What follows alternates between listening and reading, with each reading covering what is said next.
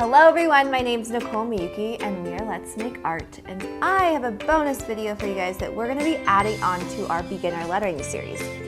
So for this one I wanted to go over watercolor lettering because that's what we're doing this quarter, the summer quarter.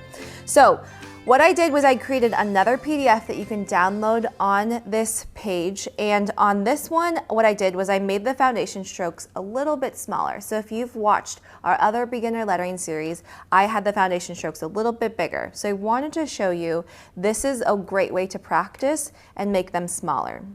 This is just on regular computer paper, nothing fancy.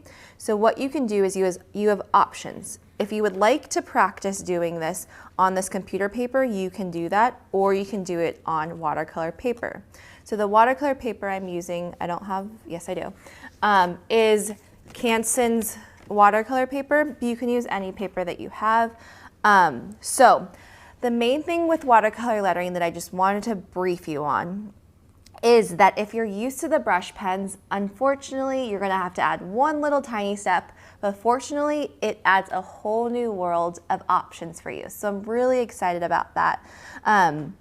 One thing is that you're gonna need an extra little cup of water. And so what I did was I squirted our dandelion liquid watercolors into my palette. And so what I'm gonna do is just with a little bit of water on here, I'm gonna go in and grab a little bit of color. One thing I wanted to mention is for this part of this video, I'm gonna be using the round zero. So I really love this one for lettering. And what I want you to notice is that even though this is really small, we're gonna still be able to create thin lines and thick lines. So when you're using this sheet, there's one gray line that you can use, so you can trace over it. So I'm gonna go thin on the up, thick on the down. So it's the same thing that we've been practicing where thin is up, and I'm going to be using just the tip of this. So I'm going to be using just the tip of this brush, and then when I push down, I'm going to smush it so you can see that these bristles are pushing down and smushing more. So it creates this thicker line. So when you're doing this, on the opposite is you can dictate how thick you want these strokes to be. So do you want these to be really thick and you push a lot harder and then you get a thin, or do you want them to be kind of medium stroke? So you have a lot of possibilities with this brush because it is so flexible, and know that it's okay for however hard you want to push, it will bounce back. It will be totally okay. A couple tips I wanted to give you are when you're doing this, so when you're rounding the corner here, actually I'm gonna wait. Let me pause and I'm gonna wait for that when I do the C. So we're gonna combine this stroke and do this combo stroke. So I'm gonna go thin on the up, thick on the down, thin on the up. When you are doing this, in general, there's a few tips. So if you go back to the tips and tricks video, if you haven't watched that already of this beginner lettering series, I give a couple tips on things that you can play with as far as your grip. So if this is your first time doing this, I want you to experiment with.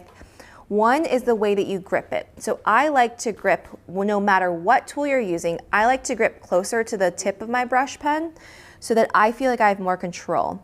So I can really control my thin up movements and I can really control my thick down movements. So you can dictate how you're positioning on your hand. The other thing that I want you to dictate and figure out is, can you experiment with the way you attack the letter? So what I mean by that is that if I were to come from the bottom of this letter and draw, for example, it is harder for me to get a thicker stroke and also transition. Whereas if I attack it from the side, it's easier for me to do both thick and get a gradual thin.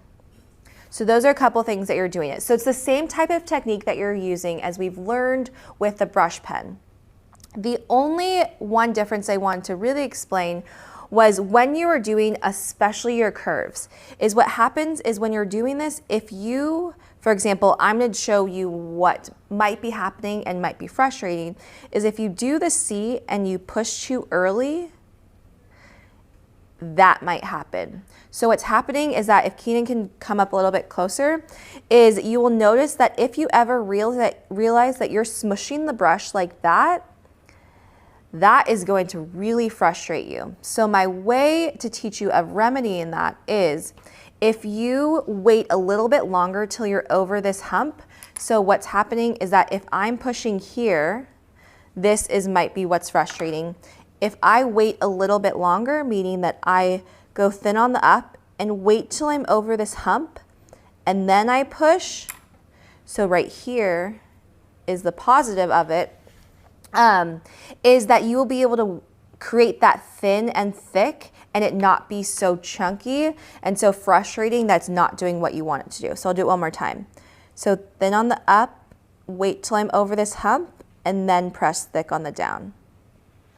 So that way it will create a smooth transition. So if you ever notice that this brush is smushing, if it's not doing what you want to, what I ask you to do is be mindful. Just take a step back and look and realize what's happening and how you can shift and make something different for the next time you do it. Otherwise, you're just gonna draw it really quickly all at once and you're gonna forget everything. So on this backward C, the tip that I can give you on this one is that if you're doing a thin on the up, thick on the down, thin on the up, so the same thing might be happening where if you do this stroke and you do the thick and then you kind of forget to get a thin, it will do that same thing where you notice that my brush was flaring and I smushed it. So on these ones, what I need to think about is I need to release a little bit earlier. So I need to go thin on the up, thick on the down, and then right about here, slowly get to the tip. So it's done this one, I waited a little bit longer. And then on this one, I thought about it a little bit earlier. So that's why this is a mindful act of realizing what's happening. And this is why I know I wish I was with there to see exactly what's happening, but this will be a really good tip that if you ever feel frustrated, that you can kind of think about what's happening. With these brushes, it's a lot more easier to realize and for this to happen. So that's why I wanted to do this video to show you guys. So the last thing that I wanted to touch base on was on the O's, or in general, another thing that you can experiment with. So one was, I said to think about the positioning of your hand. The second tip was that, and maybe Keenan can add little blurbs to it. So the second tip was I was talking about the tacking of the letter.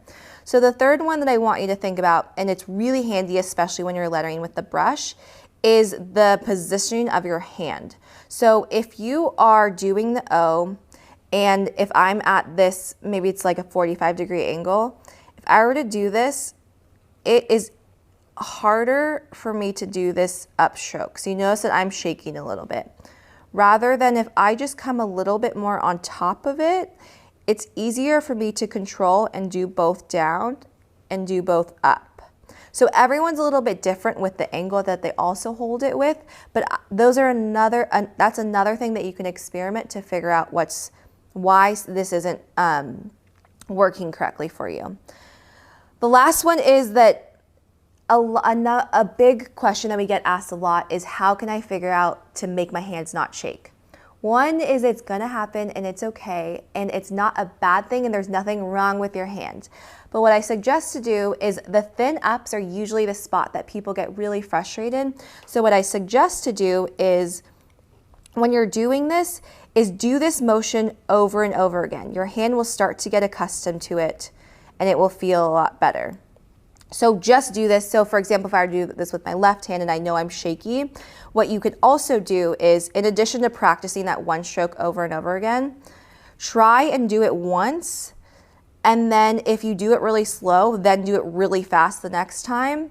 And then you can find a happy medium and then you can do and figure out, okay, I need to do it at this pace and it will start to feel more comfortable. So that will be a kind of a mind trick to get it back into the center to figure out how to do that.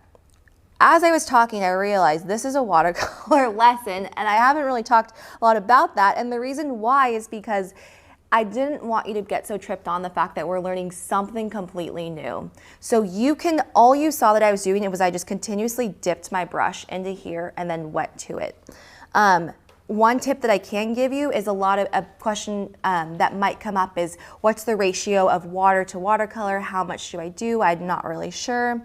So one thing that you can do is if you ever find that if, for example, if I have too much water on here, I'm gonna switch over. So if I were to use my watercolor paper, if I have too much water, sometimes when you do it, it just might bleed a little bit more than you want.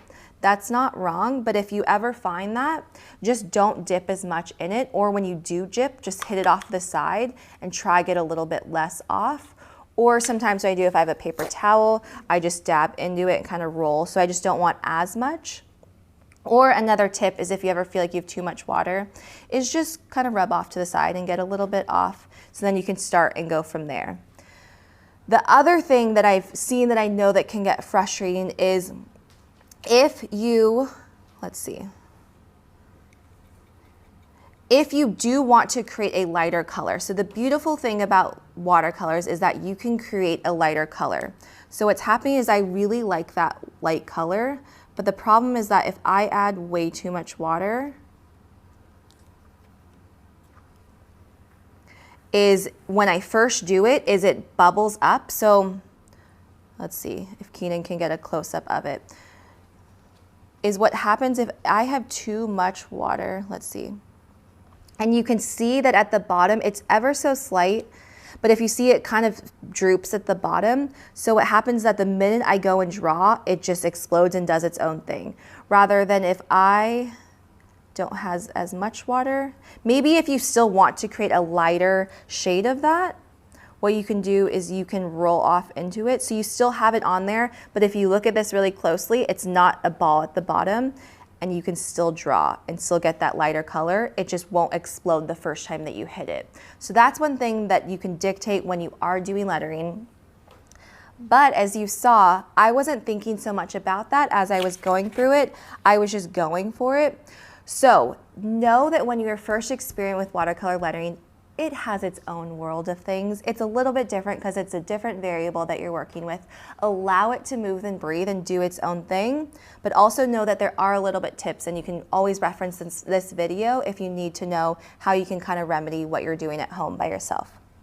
So that is it for this video series. We're gonna have a couple more for you that'll also be doing the watercolors. And also I did want to mention really quickly at the end of this one is if you have our summer box, is that I will be using 2 different types of brushes. So I'll go more into depth about these, but I just wanted to mention that if you're wondering, well, why isn't she using the other ones? This is a bigger brush that we'll also be using, and this is the aquash brush. So that's it, and I'll see you in the next video. Thanks.